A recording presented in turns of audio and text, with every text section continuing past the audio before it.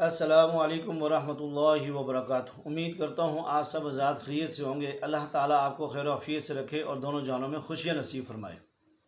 آج ہم بات کریں گے، بہت سارے حضرات ایسے ہوتے ہیں جو عبادت بھی کرتے ہیں، حج بھی کر آتے ہیں، نماز بھی پڑھتے ہیں، قرآن بھی پڑھتے ہیں، مگر ان کا اخلاق اچھا نہیں ہوتا۔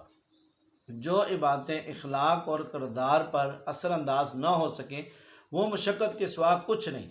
یعنی وہ انسان مشقت کرتا ہے، وہ نماز بھی پڑھتا ہے، نماز پڑھنے والا آدمی دیکھنے میں نیک شمار ہوتا ہے اور وہ فرض تو ادا کر رہا ہے، مگر وہ جو حقوق العباد کے فرائض ہیں وہ ادا نہیں کر رہا۔ جب وہ بولتا ہے تو بہت ہی بدتمیزی کے ساتھ بولتا ہے۔ حج کر کے آتے ہیں لوگ، وہ کہتے ہیں ہم بخشے بخشائے ہیں، اور نماز پڑھ لیتے ہیں، وہ کہتے ہیں ہم تو نماز پڑھ کے آئے ہیں، ہمیں تو جنت مل گئی اور ہمیں تو جنت کا ٹکٹ مل گیا۔ ایسے نہیں ہے۔ اپنے اخلاق کو اچھا کریں اور اپنی عبادتوں کے اوپر فخر کر کے اپنے اندر بد اخلاقی مت پیدا کریں، اور آپ اپنے عبادتوں کو اتنا اونچا آپ مت سمجھیں۔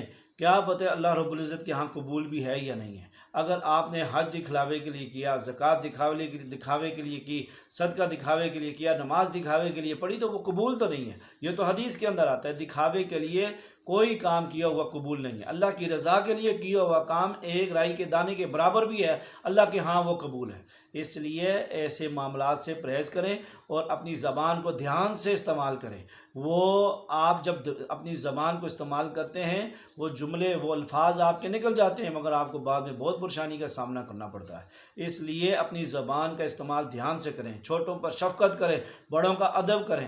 آپ صلی اللہ علیہ وسلم نے فرمایا، جو بڑوں کا ادب نہیں کرتا، چھوٹوں پہ شفقت نہیں کرتا، وہ ہم میں سے نہیں ہے، وہ ہم میں سے نہیں ہے۔ تو آپ صلی اللہ علیہ وسلم نے اتنی وعید ہے۔ یہاں نہ بڑے کا احترام ہے، نہ چھوٹے پہ شفقت ہے۔ یہاں چھوٹا اگر مسجد کے اندر کھڑا ہوتا ہے، لوگ اس کو ٹانگیں مار کے پیچھے کر دیتے ہیں، پاؤں مار کے پیچھے کر دیتے ہیں۔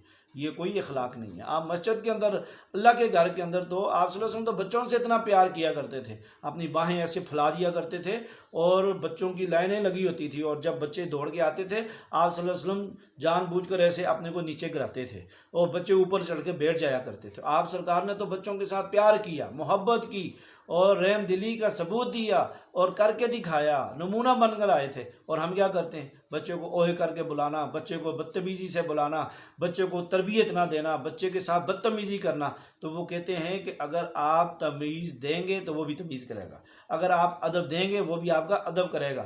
ایسے ہی بڑوں کا، جو آپ سے بڑا ہے، آپ ادب سے بات کریں۔ وہ آتے ہیں، وہ کھڑے ہو جائیں، والدین آتے ہیں، اس کے علاوہ آپ کے بڑے ہیں، کوئی آپ سے بڑے ہیں، عمر میں بڑے ہیں، رتبے میں بڑے ہیں، مقام میں بڑے ہیں، تو ان کی عزت کی خاطر آپ کھڑے ہو جائیں، اللہ رب العزت بھی خوش ہوئے گا۔